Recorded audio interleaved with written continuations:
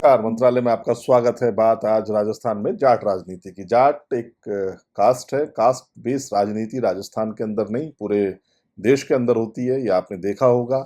जातिगत जनगणना की बात चल रही है जिस देश के अंदर, तो उस देश के चुनावों को हमेशा से कास्ट जो है वो इफेक्ट डालती रही है। राजस्थान के अंदर ही नहीं, पूरे देश के अंदर। अब ऐसी स्थिति के अंदर राजस्थान का जो जाट है, वो क्या कांग्रेस के साथ है या वो बीजेपी के साथ है, या कांग्रेस को जाटों से प्यार है या नफरत है, इन सब बातों के ऊपर आज हम बात करेंगे मंत्रालय के अंदर। देखिए, सबसे पहले तो मैं आपको बता दूं कि राजस्थान के अंदर जो जाट हैं उनका प्रतिशत अ, अपने समीपवर्ती जितने भी स्टेट है, जैसे हरियाणा, पंजाब, उससे कम है। यानी कि हरियाणा के अंदर अगर अपन देखें तो तकरीबन 25% जो है वो जाट है। पंजाब में सबसे ज्यादा जाट है जिनकी संख्या 30 से 35% तक है।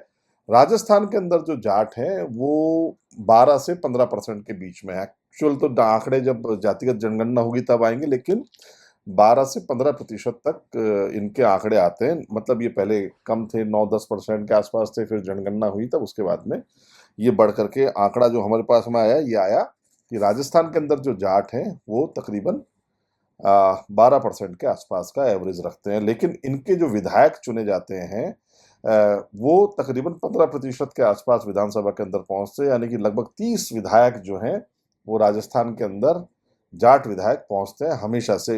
लगभग लगभग ये आंकड़ा रहा है। तो 200 की सीट पर 30 विधायक जिसके पहुंचते हैं, जिस पर्टिकुलर एक कास्ट के पहुंचते हैं, तो वहां पर ये लाजमी है कि कास्ट डोमिनेट तो करती है इलेक्शन को। अब इलेक्शन को अगर डोमिनेट कर रही है, मैंने आपको बताया था कि ये कांग्रेस और बीजेपी दोनों के लिए है डोमिनेशन। वसुंधरा राजे खुद जो हैं वो इस पॉलिटिक्स को समझती हैं, इसलिए वो हमेशा से एक बार, मतलब जब भी इलेक्शन में आती हैं, पहले जब परिवर्तन यात्रा निकालती थी या जब उनको सीएम फेस किया गया था 2 बार से, तो उन्होंने अपने आप को जाटों की बहू कहा था। तो जाटों की बहू कहने से उनको इम्पैक्ट इतना ज्यादा आया था कि जाट जो जितनी भी सीटें थी उसके ऊपर अच्छा खासा बीजेपी को वर्चस्व मिला था। तो ये पॉलिटिक्स है। हनुमान बेनीवाल जैसे हैं जो राजनीति कर रहे हैं इस समय, उनकी खुद की पार्टी के एकमात्र सांसद है, लेकिन वो जाट बहुल क्षेत्र में राजनीति करते हैं और कांग्रेस और बीजेपी दोनों को परेशान करते हैं। तो इस तरीके की जो जाट पॉलिटिक्स है, अब जाट पॉलिटिक्स के साथ में अब अपन कांग्रेस की बात करते हैं कि यार कांग्रेस के साथ में देखिए, पहले जो मतदाता था, अगर अपन आजाद भारत के बाद की बात कर रहे हैं, तो थोड़ा सा अपन अगर थोड़ा सा और लेटर ऑन आगे चलते रहे, नेहरू के समय को छोड़ दें, उसके बाद में जब राजस्थान की राजनीति की बात करें, तो राजस्थान की राजनीति के अंदर जाट जो है अपने मारवाड़ की तरफ, ये पूरा जो इलाका था जैसलमेर तक, जोधपुर और आपके नागौर और ये सीकर, चूरू, झुंझुनू, इवन थोड़ा बहुत हनुमानगढ़ और आपके गंगानगर, इन सब वाला जो एरिया था इसके अंदर जाट डोमिनेट होते थे। और जाट एकमात्र ऐसी जाति थी जो इकट्ठा होकर के चुनाव लड़ती थी, यानी कि एक साथ वोट बैंक करती थी, और ये सब जो है कांग्रेस को वोट बैंक जाता था। तो वहां से लीडरशिप निकलती थी। तो मैं आपको, देखिए, जाटों के अंदर लीडर तो बहुत है, कांग्रेस के अंदर भी बहुत सारे लीडर है, लेकिन दो तरीके की राजनीति है कांग्रेस के अंदर भी अगर आप देखेंगे तो। एक तो है सौम्य जाट, जो अशोक गहलोत को पसंद है और जो ज्यादा बोलते नहीं है, जो मिल गया उसमें संतुष्ट हो गए। मतलब अब आप उसको एक्चुअली क्या, जाट की जो जाति है जो हमेशा से उग्र रही है, जाट तो रेजिमेंट है अगर आप देखेंगे तो सेना में, यानी कि जो लड़ाकू रहे हैं ये लोग। लड़ाकू का मतलब मैं ये नहीं कह रहा कि आपस में लड़ते हैं या समाज में लड़ते हैं, नहीं, ये देश के लिए जान निछावर करने के लिए तैयार रहे हैं। तो यानी कि ये बोल्ड कौम रही है, ये बोल्ड जाति है एक तरीके से। अब बोल्ड जाति के अंदर एक कदवा, जो राजस्थान के कद्दावर नेता हुए परसुराम मदेरणा, राजस्थान की राजनीति को, क्योंकि आप भी उसी समय से देख रहे होंगे जिस समय से मैं देख रहा हूँ, लगभग हम 25-30 साल पहले की बात कर रहे हैं, और 25-30 साल को ही देखना चाहिए, इससे ज्यादा पुराना इतिहास आप मत देखिए, क्योंकि उससे कोई इम्पैक्ट करंट वाली स्थिति में नहीं आता। तो परशुराम मदेरणा का एक दबदबा बहुत राजस्थान के अंदर हुआ करता था, और बाद में कांग्रेस आलाकमान जब चुनाव जीते भरत सिंह जी के बाद में, तो परशुराम मदेरणा को चीफ मिनिस्टर बनाया जाना था। लेकिन सोनिया गांधी के वीटो ने जो है वो एक तरीके से जाट राजनीति को दरकिनार करते हुए अशोक गहलोत को चीफ मिनिस्टर बना दिया। और उस समय जाट नाराज भी हुए, बहुत सारे जाट नाराज भी हुए, लेकिन ठीक है, कमला बेनीवाल को उस समय डिप्टी सीएम बना करके एडजस्ट किया गया, परशुराम मदेरणा जी को विधानसभा के अध्यक्ष बना के एडजस्ट किया गया। तो सोनिया गांधी की कृपा से दोबारा अशोक गहलोत चीफ मिनिस्टर बने, तो महिपाल मदेरणा जीत करके आए। अगर आप देखेंगे तो महिपाल मदेरणा जो है वो जीत करके आए, उनके बेटे थे। लेकिन एक केस ऐसा फंसा, भंवरी कांड एक हुआ था, और भंवरी कांड के बारे में सब लोग जानते भी हैं, मैं बहुत ज्यादा डिस्कस नहीं करना चाहता था, लेकिन उसके आग के अंदर जो है महिपाल मदेरणा लिपट गए। और वो उस समय अशोक गहलोत चाहते तो उनको बचा सकते थे, लेकिन पता नहीं क्यों बहुत राजस्थान की जनता को लगता है कि अशोक गहलोत और जो वर्सेस जाट हैं, वो थोड़ा सा अशोक गहलोत बहुत ज्यादा इस तरीके की जातियां जो हैं उनको लाइक नहीं करते, और वो ये कहते आए हैं हमेशा आला कमान से कि ये मार्शल कॉम है। मतलब राजपूतों को भी उन्होंने मार्शल कॉम बताया है, सामने नहीं बताया, अपनी रिपोर्ट्स में बताया है। जाटों को उन्होंने मार्शल कॉम बताया, और ये कह करके वो कहते रहे कि अगर इनको अपन राज दे देंगे तो राजस्थान में हाहाकार मच जाएगा और पता नहीं क्या हो जाएगा, इस तरीके की बातें। जबकि पड़ोसी राज्यों के अंदर जाट कर रहे हैं, वसुंधरा राजे सिंधिया जो खुद राजपूत हैं, भैरव सिंह जी खुद राजपूत हैं, उन्होंने राज किया ही है, तो ऐसी कोई मारकाट की बात नहीं थी। लेकिन कांग्रेस के अंदर चलो, ये अशोक गहलोत का जुमला चला तो चला, अब इसमें तो कोई कुछ नहीं कर सकता। तो उसके बाद में जो तीसरी पीढ़ी आई महिपाल मदेरणा के बाद में, चूंकि वो महिपाल मदेरणा की राजनीति को, मदेरणा परिवार की राजनीति को समूल नष्ट करने के प्रयास हुए थे, ये तो तय है अशोक गहलोत की सरकार में। अब जब तीसरी पीढ़ी आई, और महिपाल मदेरणा साहब की तो खैर मृत्यु हो गई है, लेकिन दिव्या मदेरणा जो उनकी बेटी थी, वो एक आक्रामक तेवर में निकल करके आई, दिव्या मदेरणा।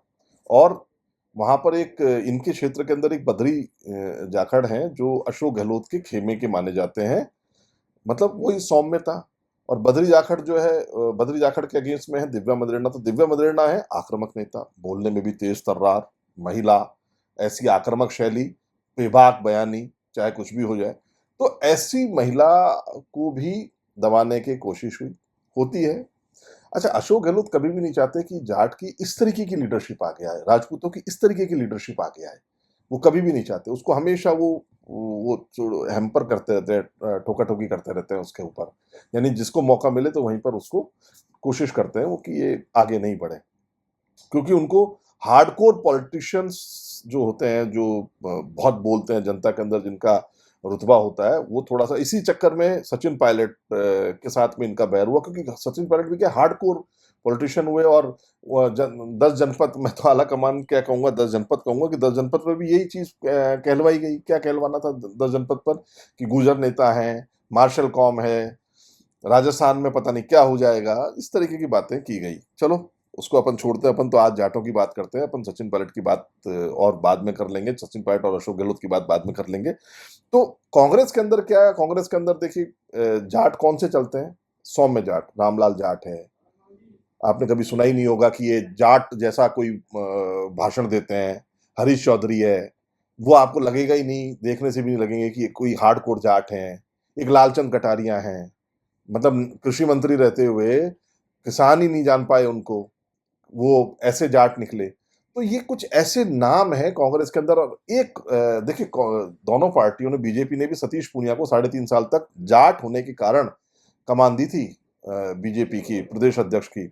और कांग्रेस ने भी जो किया, कांग्रेस ने क्या किया, कांग्रेस ने अपने डोटासरा को, गोविंद सिंह डोटासरा जो है, उनको ये कमान सौंपी, और अभी तक सौंप रखी है। क्योंकि आज भी डोटासरा को भी हटाने का चल रहा था, लेकिन पार्टियां इतना डरती हैं। और डोटासरा भी क्या है, वो फिर बाद में बीच में, अगर डोटासरा जैसे ही बने थे, आपने देखा होगा डोटासरा जब बने थे, अध्यक्ष बने थे, तब उन्होंने अपना पहला जन्मदिन मनाया था। तो जैसे ही उन्होंने अपना पहला जन्मदिन मनाया, इतना भव्य बना दिया कि उनको रात को सपने आने लग गए कि अगला सीएम तो मैं ही, अगला सीएम मैं ही। यहाँ तो क्या, प्रदेश अध्यक्ष कोई भी बनता है तो उसको सपने आने लग जाते हैं कि अगला सीएम मैं ही। तब अशोक गहलोत ने उनसे हाथ खींचा, और हाथ खींचने के बाद में स्थिति क्या हुई, देखिए आप। हाथ खींचने के बाद में स्थिति ये हुई कि अशोक गहलोत को गोविंद सिंह डोटासरा को बैकफुट पे आना पड़ा, हाथ मिलाना पड़ा। फिर उसके बाद में ये दोनों साथ साथ साथ साथ चले, गोविंद सिंह डोटासरा और अशोक गहलोत। और अब जाकर के चुनाव के अंदर उन्होंने वापस जो है वो खुश इस बात से हैं कि चलो कहीं ना कहीं उनका प्रदेश अध्यक्ष के तौर पे नाम चल रहा है। वैसे कांग्रेस की राजनीति के अंदर जितने भी लगभग प्रदेश अध्यक्ष लड़े हैं, वो उन्होंने अपने करंट चुनाव हारे हैं। तो कांग्रेस की राजनीति के अंदर जाट जो है, मुख्यमंत्री तो कभी बने ही नहीं, ना बनने की कोशिश की सबने की, लेकिन चुनाव जाट एक साथ मिलकर के लड़ते हैं, ये तो देखा है। और कांग्रेस के साथ में जो चुनाव थे, जो कांग्रेस के साथ में जो गठबंधन था जाटों का, वो विघटित हुआ है, अलग अलग हुए हैं।